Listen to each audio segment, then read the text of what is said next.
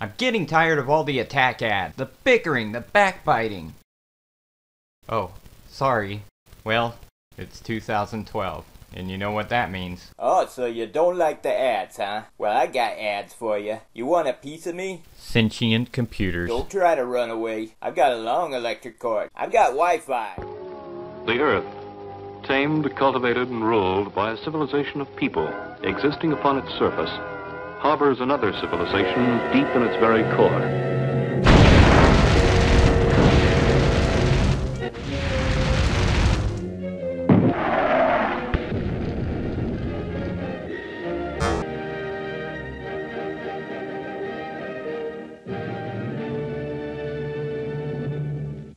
Welcome once again to WH Game Hideout. This is episode 2. We'll be looking at God of War, Ghost of Sparta, and Swords and Soldiers. Also, we'll look at some classic games. But before we get to all of that, let's go ahead and look at God of War, Ghost of Sparta in stereoscopic 3D. When it was first announced that stereoscopic 3D was coming to the PlayStation 3, I'm sure you dreamed of playing God of War in 3D. Well, you kind of get your chance with the God of War Origins collection. This is God of War, Ghost of Sparta! The graphic detail in this game is about the level of a PlayStation 2 God of War game. Not quite the detail of PlayStation 3's God of War 3. However, the gameplay remains the same. This is a button masher, but there are plenty of combos to keep things interesting. The combos bring up gory animations, which I avoid here. I know your mother's probably watching this in 3D right now, so she doesn't want to see it. The 3D looks fantastic, with bits of fire and ash sometimes flying right out of the screen straight at you. Yes, there is some balance beaming, but it's not as hard as the original game. And what God of War game would be complete without a giant enemy? Or 2, or 3, or 4, or 10, probably 20, 30. I really only found one 3D anomaly that I'll point out later on. However, wacky tip of the day. If you go from a 3D TV to a regular monitor, you will find the menu shows up. But when you play the game, you see a blank screen with just audio. What you'll have to do is go into your video settings on your PlayStation 3 and detect the new monitor. Then everything will be fine. And here's that stereoscopic anomaly I talked about. The floating God of War trick. Yes folks, he'll be here all week. Really, other than this, I didn't have any problems with the stereoscopic 3D at all. This scene is really great. A Harryhausen, Jason of the Argonauts reanimated skeleton fighting scene. Well, that was fast. Little details like this ice really makes it worthwhile playing in 3D. So if you like God of War and you love 3D, this may have been written in the stars. God of War Origins Collection for PlayStation 3. Well, it's that time again. Time for Go Figure.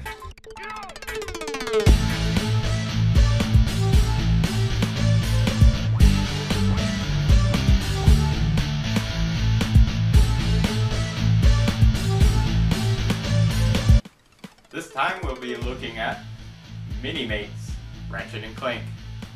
Yep, that's right, Ratchet and Clank have their own Mini-Mates. Whatever Mini-Mates are, they're kind of like little Lego figures, I guess. I wonder if they're really compatible with Legos. I don't know. So you got Ratchet and you got Clank here, and you have the Ratchet wrench right here, and behind this sticker is a tiny little plank that can stick to Ratchet's back. So it'll be just like in the game. You can see on the back what they look like a little bit better. Insomniac Games makes the Ratchet and Clank games. Diamond, Select Toys, and Art Asylum make the toys. It's a Toys R Us exclusive, officially licensed product from PlayStation, Ratchet and Clank. Go figure. So you think it would be fun to play as a Viking, do you? Or would you rather be an Aztec? Alright, give me a break. I don't know what the Aztecs sound like. They don't exist anymore. Or you could play as the Chinese. Alright, I'm sorry, that's terrible. I make my apologies. But this game obviously does not. It has women that dig gold for you. Thanks a lot, game, for sending us back 100 years.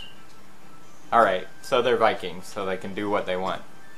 What you have here is Swords and Soldiers, a cartoony, stereoscopic 3D tower defense game.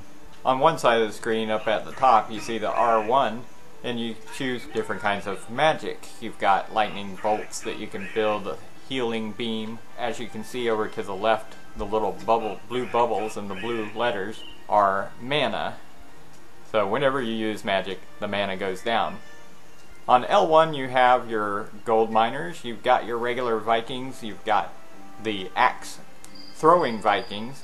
The axe throwing Vikings can go up in the towers. When you start building the towers, you put an axe throwing Viking in there and you can gain a lot of defense because the enemy cannot move through that tower until they've destroyed it. And if they destroy a tower, you can rebuild it. Only on the tower platforms, however. I like to use lightning and zap the enemies as they come forward, and then heal my guys whenever they get in trouble. This strategy kinda works and kinda does not. I worked my way through the Viking scenario and I got to the Aztec scenario. Now the Aztecs are kind of disappointing. I can't figure out their strategy because they're magic users. They use undead soldiers to fight for them, and then they throw poison spells at the enemy. So it's a little hard to figure out how to play with them. Now the Vikings are really fun to play with, and I wish the whole game had the same type of gameplay as the Vikings did. But I guess they wanted to make some variation. The 3D is nothing to write home about. It's just there. So check out Swords and Soldiers on PlayStation 3.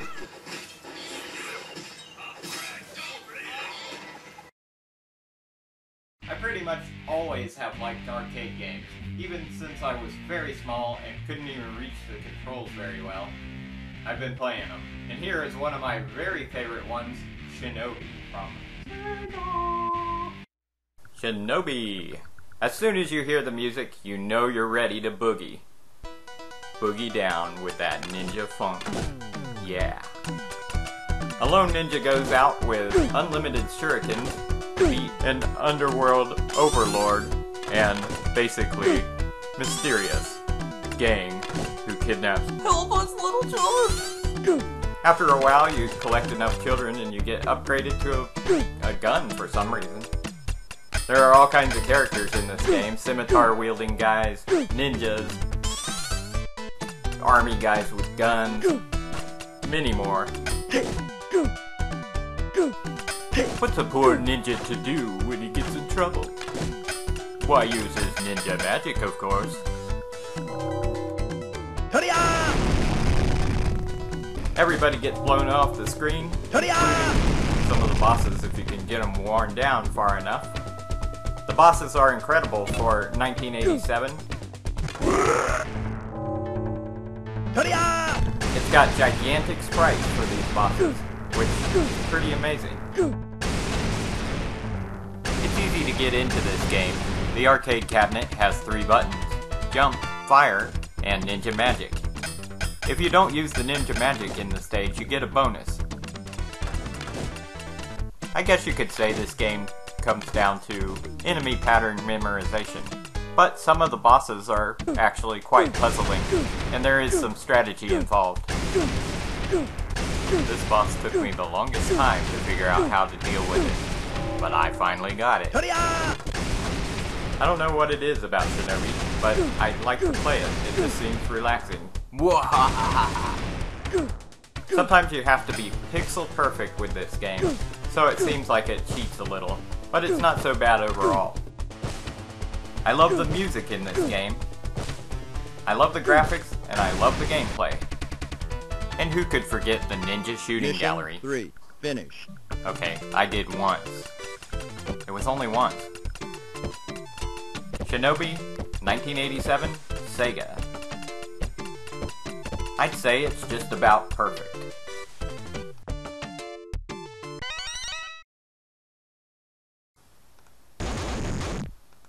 Also from 1987, Capcom's original Street Fighter.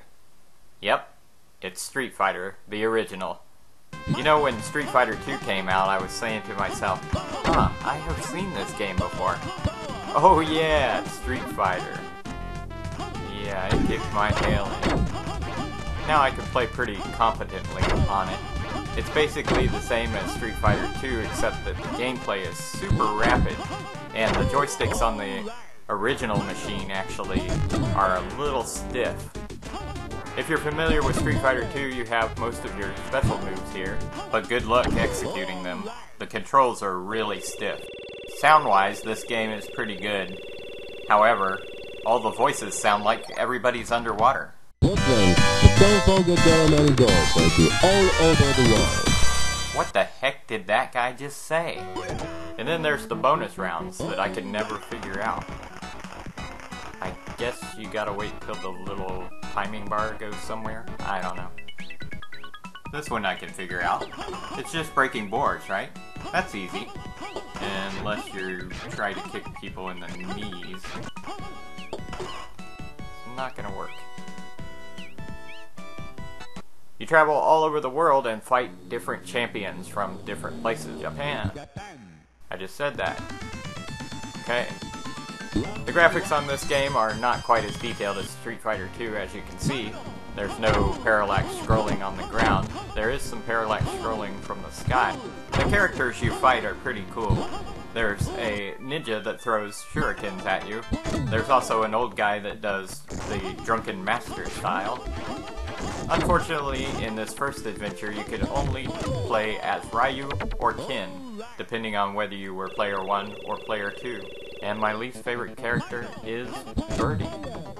His headbutts will knock you out. But overall, Street Fighter, the original, is not that bad of a game. And it's no wonder that they made a sequel.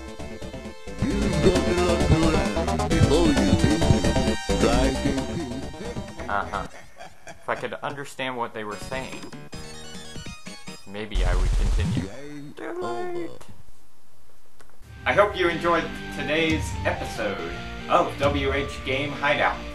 Please join me again for more fun and games.